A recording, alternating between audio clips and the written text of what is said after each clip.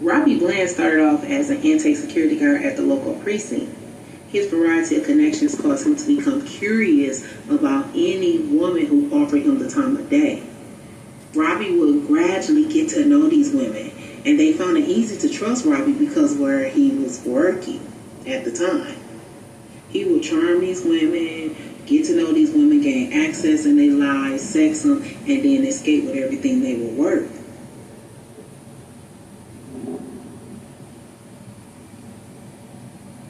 Well, the majority of Robbie's victims resided at the Calvo Center.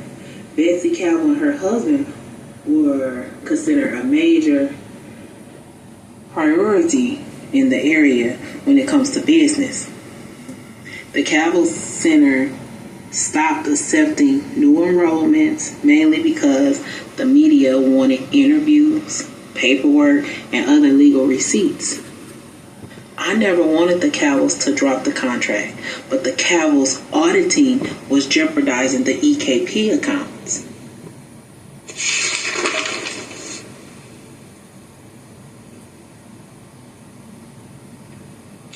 Me allowing the Calvo Center to file new management will be equivalent to placing duct tape on a flat tire. So with my experience, I challenged to buy her out. The Calvos used their earnings to avoid bankruptcy, and they now live happily ever after. The Calvo Center name remained the same. Tourists have been known to travel to and from the Calvo Center from all over the world and even partner with the Calvo Center. So again, I didn't see why I needed to interrupt that flow. The Calvo Center is a Paramount company. It serves as a disability center, a rehab facility, and college dormitory. The college students have housing, employment, while becoming educated in their studies. The Calvo Center is also comfortable, paid, hands-on, rewarding experience for the students attending college.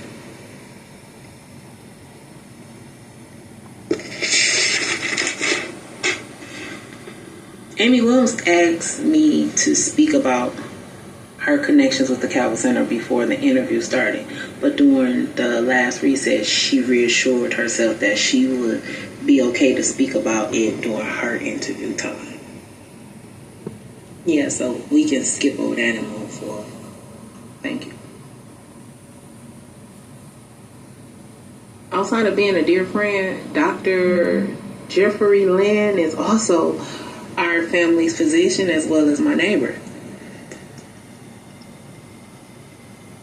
My relationship with Dr. Land started when his wife Nancy decided to run for governor. Dr. Land offered me a golden opportunity to move into their compound and provide round-the-clock security for his wife Nancy during the election.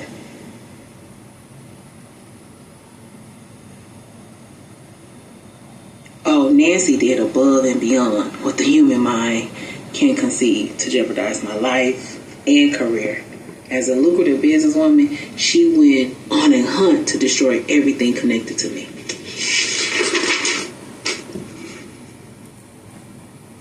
Nancy illegally entered into my home, pried into my affairs, manipulated my family, and programmed my stepdaughter Holly into poisoning me on multiple occasions. I ignored a lot of things going on because I chose to put my business first. But luckily enough, I had enough people around me who really cared about me at the time, through those very dark times, that paid more attention to me than I did myself.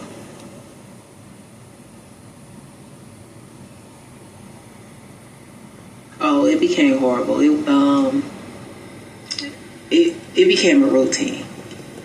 RT would find me seated in our kitchen at the island naked, and I would be in conversation with him as if I was fully clothed. And that's when he knew there was something going on with me. I couldn't identify with it. I was under the impression that I was doing normal things.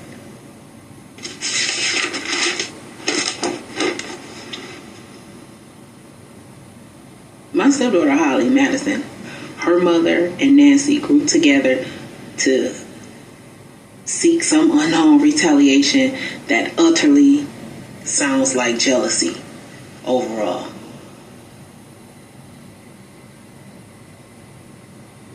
Well, that's a broad accusation for Holly to think I was having relationships with Dander Cavill, who happens to be half my senior. Yes, that Holly and Dander were dating at the time. Okay, let's fan out the flies. You're a celebrity interviewing me, correct? And I work for you. And we're seeing out celebrating on several occurrences. This leaves rooms for who? The tabloids to headline their attribute coming from you, the celebrity, a person of circumstantial evidence, makes the receiver a believer to whatever they hear or see. Because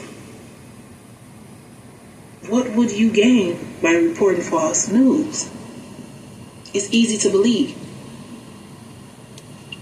I'll share a sentiment of reasoning why Nancy separated allegiance between the two of us. Number one, Nancy became too fixated on my lifestyle, envious of my marriage, in shambles over RT's affair and me supporting him through the entire hoax. Nancy became ruthless upon discovering the EKP had increased beyond her companies.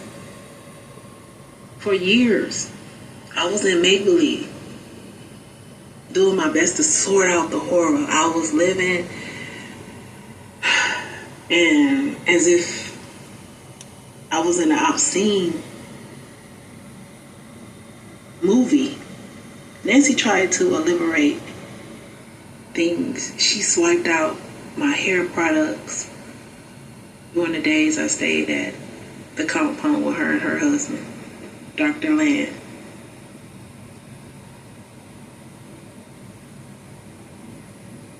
She did a lot of stuff I don't even want to, I told them I would not even speak about on the platform today.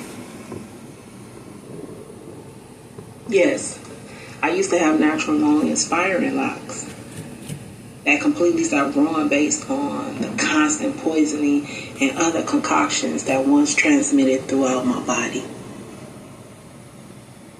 Well, during that time, I flew to the States to receive a third opinion. The conclusion remained unsatisfying. So RT and I flew to another island, and within the travel, I suffered a stroke.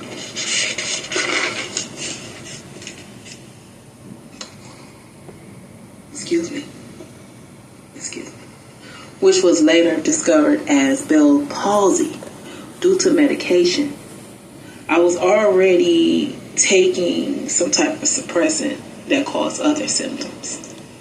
So this is when the doctor just said, he asked out, oh no, it's not a stroke, it's Bell palsy, and that's what caused the paralysis on one side of the body. Upon arriving to the island, the first MD refused to witness me, as he explained to RT and I, we allowed the issue to get out of control. Those was his words. And he just fanned us off. He hurried us up out of the office, and that was it. So the second MD did witness me, but she refused to be compensated. Our money was not good enough. She just, she did write up something, and her response was, why will we wait so long to visit the hospital? So RT took me to at this point I was exhausted, I was tired, we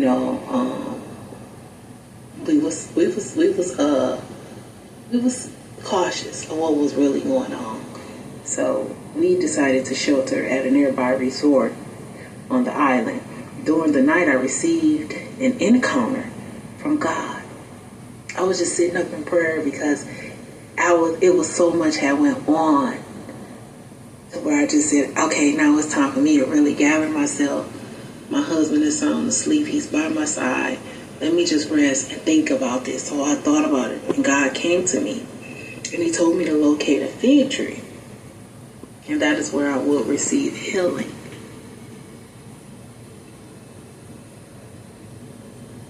The healing process took almost 8 seasons. I had no follow-up doctors, just a tree of life and God.